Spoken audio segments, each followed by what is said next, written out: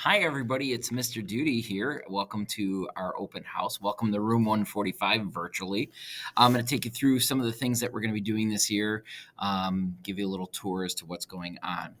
First of all, who am I? I am married to my wife, Cherise. We've been married for 26 years now. I got my bachelor's degree from Eastern Illinois University. I majored in accounting with a minor in economics. I got my master's degree from the University of St. Francis, and I am endorsed in mathematics and social studies. This is my ninth year here at Hilda Walker. I can't believe that. 9 years already. I substitute taught in many districts for about 3.5 years before I started teaching here. And I am also the percussion instructor at Argo High School. Argo High School is located at 63rd in Harlem. We're really close to Midway Airport, right in the backyard of where the Chicago Fire used to play at SeatGeek Stadium. And here we are at Epcot. My family, I have two daughters named Olivia and Emerson.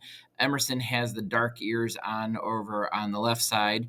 She is starting her first year teaching in Riverside. She is an elementary art teacher.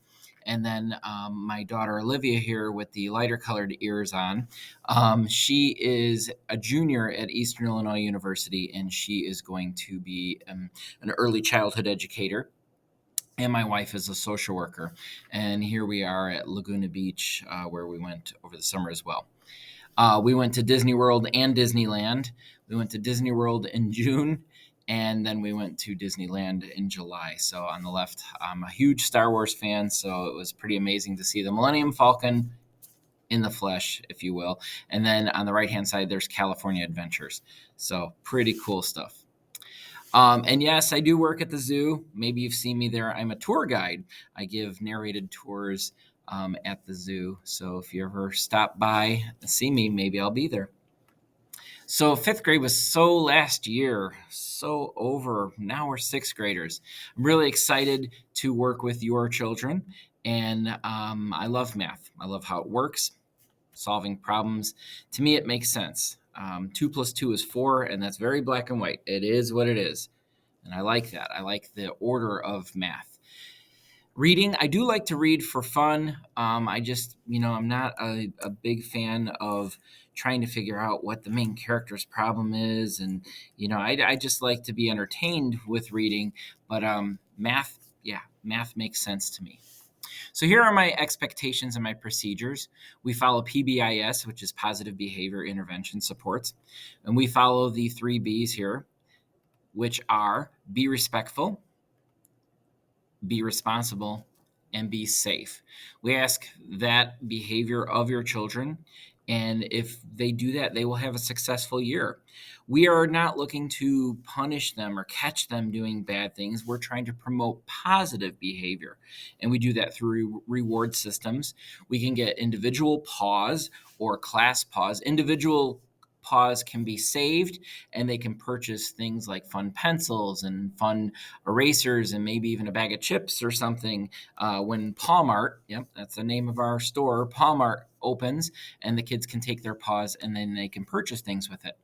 Also, we have class pause. If the entire class, like maybe the entire class was walking through the hallway and they were being respectful to other classes by being quiet, we can give each class a class pause, and then that can go towards reward days, like maybe we watch a movie. So it's an incentive for them to be caught doing something good. So, but that being said, we do have some rules in my class. We listen carefully. We follow directions. We work quietly. We make sure that, if you're working and someone else is working, don't have a big conversation while they're working. Let's just keep it quiet.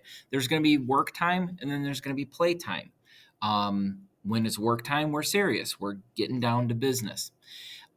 If there is any type of misbehavior, there's usually starts with a verbal warning. And if it can't be stopped after that, then maybe we'll move on to an ODR, which is a referral to the office, where we need to step it up to the next level. Maybe it's a phone call or an email home to the parents as well.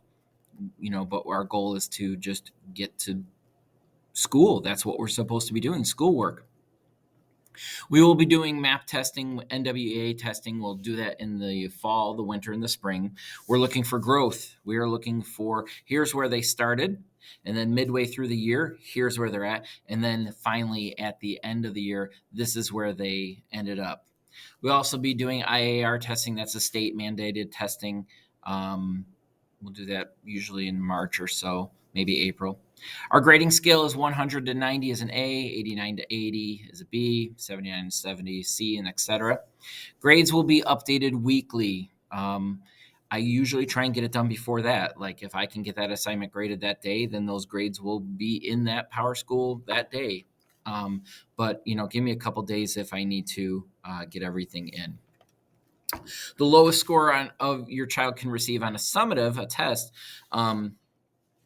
can be retaken if they want to. They have one retake per subject per trimester if they choose to do that. However, if they get a lower score, that's the score that will go in. So it's sort of a like, am I satisfied with that B on my test or a C? I think I can do better. Okay, but you have to prepare for it. It's not just like, oh, I'll just retake it. I'll see what's on the first test and then I'll retake it. There's going to be extra work involved to retake that test. Anything below a C is automatic retake. So if you get a D or an F on your summatives, your tests, you do have to take that, and there will be more work to prepare you for that retake. It's not just, oh, I want to retake it. You gotta put in more work to do that. Speaking of formatives and summatives are worth 25% of your final grade. Summatives are worth 75% of your final grade. The way I like to think of it, I just talked to the class today about this. Formative, like for the Chicago Bears, that's going to be your working on plays, going over game film, scouting reports, that kind of thing. That's the practice. The summative, that's Sunday when they take the test. So the way I look at it is formative is going to be your homework, going over quizzes, talking to the teacher, talking to other students about math, group work, that kind of thing. That's going to be your formative. Now, the summative, that's okay. I prepared for the test. Here's what I know. And then I'm ready to take the test because I did my formative work, because I prepared for it. Homework is assigned daily. It's usually only a couple problems. It's not meant to be sitting at the kitchen table crying with mom or dad, going over math. I just don't get it. Okay, well, it's just a backup of what we did during that day. It's a student's responsibility to record their assignments in their assignment notebook every day. Mom and dad, grandma and grandpa, whoever you're taking care of, I'd like you to take a look and sign off on their assignment notebook to show that you've seen it, that the kids are writing down their assignments. We're all about accountability, so we want to make sure that they are doing their job. Upcoming tests and projects will be posted on the website. You go to Schoology and I will post, here's what we're doing. I'll do that Sunday night. Here's what we're doing for the week. Late assignments will be graded according to the guidelines in the district handbook. If your student gets 5 missing assignments, then they are automatically enrolled in study hall, which is during lunch for that trimester. Notice of a missing and late assignment will be sent home for your signature, and that's due the next day. We want to make sure that you're aware that there are missing assignments. And don't forget, mom or dad, grandma, grandpa, you can go in there into Power School and you can check to see what assignments are missing in your child's grade book. So if you have any questions about like, hey, there's no grade for this, Mr. Doody, send me an email. Maybe it's missing. Maybe they were absent. Maybe they did it and forgot to turn it in, that kind of thing. So send me an email and I will make sure that they get that done. We talked about the retake policy. They will have to fill out a request to reassess form. It must be completed during lunch or intramurals within 1 week of the assignment. And the most recent test score will be the one that's recorded. Study hall is available during intramurals. This is not, hey, I just want to work on my homework. Study hall is I need to catch up on assignments. I need to get some work that I missed done in order to stay current. So what are we going to learn about in math? We're going to learn about integers. We're going to learn about rational numbers, fractions, decimals, a lot of work on that, percents.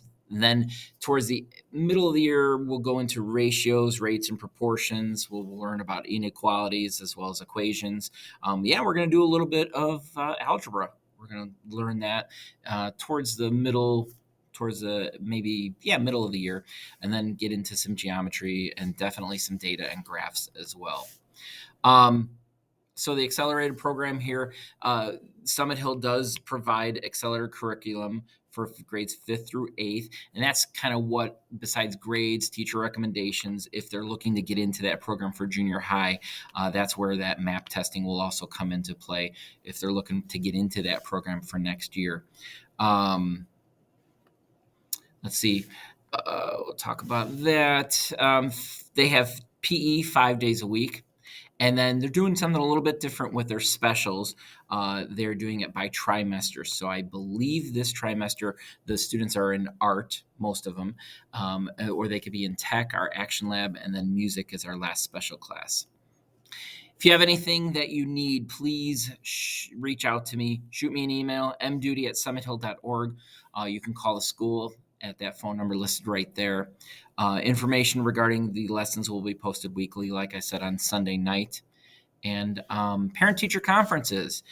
I am available anytime. If you need to talk to me before November, because November is when we have our official parent-teacher conferences. But if you need anything, please, get a hold of me at, shoot me an email.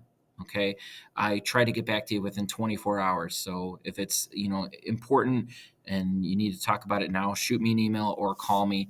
But our traditional parent-teacher conferences are set up for Thanksgiving week, Monday and Tuesday of that. And then there's usually a sign-up Genius or sign-up window that comes out for your, to sign up, and we can have our I think it's a 10-minute talk or something like that. But I'm available pretty much after school during my plan time as well. Like whenever we need to talk, we'll talk. Okay. And then this is just something I got to put in about a weapons policy. A student who's determined to have brought one of the following objects to school, any type of weapon or something that is bears a reasonable relationship or a resemblance to a weapon, that please don't have them wear any shirts that have any kind of weapons on that. And you can read that at your leisure. Pause the video. And we're also a peanut-free classroom. So that doesn't mean your students can't have like peanut butter and jelly or anything like that. We just, during lunch, we're eating inside the classroom. So if they do have any type of peanut butter and jelly, we just ask that they just step out into the hallway while they eat that, just in case any allergies are there. And that's pretty much it. So I wrote good night and drive safely because I've recycled my PowerPoint. So I'm sure you're watching this from the comfort of your home. So thanks for watching. If you have any questions, again, please, shoot me an email. All right. Take care. Bye.